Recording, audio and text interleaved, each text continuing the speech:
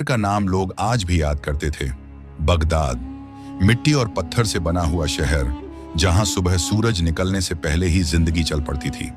फज्र के बाद जब हवा ठंडी होती और आसमान हल्का नीला, तब बाजार के पहले दरवाजे खुलते, लकड़ी के फट्टे चरचराते, ऊंटों की घंटियां बजती और सड़कों पर चलने वाले कदमों से मिट्टी उड़ती। इसी बाजार के एक कोने में एक छोटी सी दुकान थी, इतनी छोटी कि अगर कोई तेज चल रहा हो तो देखना भी भूल जाए। दुकान की दीवार पर मिट्टी की दरारें थीं, छत पर खजूर के पत्ते पड़े रहते और दरवाजे के ऊपर लटकता हुआ पुराना सा बोर्ड आधा टूट चुका था। उस पर लिखा था, अमीन बिन सालेह।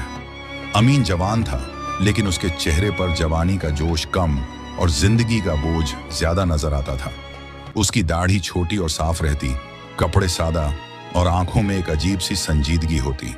ऐसी संजीदगी जो उन लोगों की होती है जिन्होंने बचपन में ही जिंदगी का सख्त चेहरा देख लिया हो। उसके बाप का इंतकाल तब हो गया था जब अमीन सिर्फ 10 साल का था। बाप बाजार में छोटी सी दुकान चलाता था, लेकिन एक साल सूखा पड़ा, कर्ज बढ़ा और एक दिन बीमारी ने उसे उठा लिया।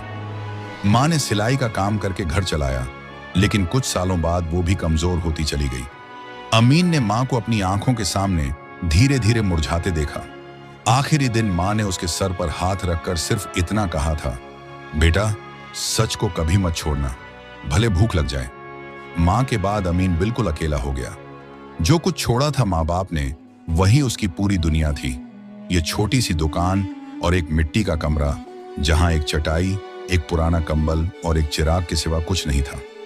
बगदाद के बाजार में अमीन को सब जानते थे, लेकिन कोई उससे ज्यादा करीब नहीं था। बड़े ताजिर उसे देखकर सिर्फ इतना कहते, अच्छा लड़का है, लेकिन दिमाग का कमजोर। वजह साफ थी, अमीन नाप में कमी नहीं करता था, वह तोल में हेरा फेरी नहीं करता था, वह खराब माल को चमका कर नहीं बेचता था। अगर किसी चीज में नुक्स होता तो वह खुद बता देता, अगर किसी चीज का फायदा कम होता तो वह भी छिपाता नहीं था। लोग पहली बार में उसकी ईमानदारी से मुतासिर होते, लेकिन दूसरी बार महंगी और चमकदार दुकानों का रुख कर लेते। इसीलिए अमीन के दिन ज्यादातर खामोशी में गुजरते। उस सुबह भी वही हुआ। अमीन ने फज्र के बाद दुकान खोली, मिट्टी साफ की, माल सीधा किया और छोटी सी चटाई पर बैठ गया। सूरज धीरे धीरे ऊपर आया, बाजार भर गया, आवाजें, बोलियां, हंसी, सब कुछ था। लेकिन अमीन की दुकान पर सिर्फ वक्त गुजरता रहा। दोपहर के करीब एक आदमी आया, कपड़े अच्छे थे, आंखों में चालाकी थी। उसने माल देखा, दाम पूछा, फिर हंसा और बोला, इतना महंगा? सामने वाली दुकान सस्ता दे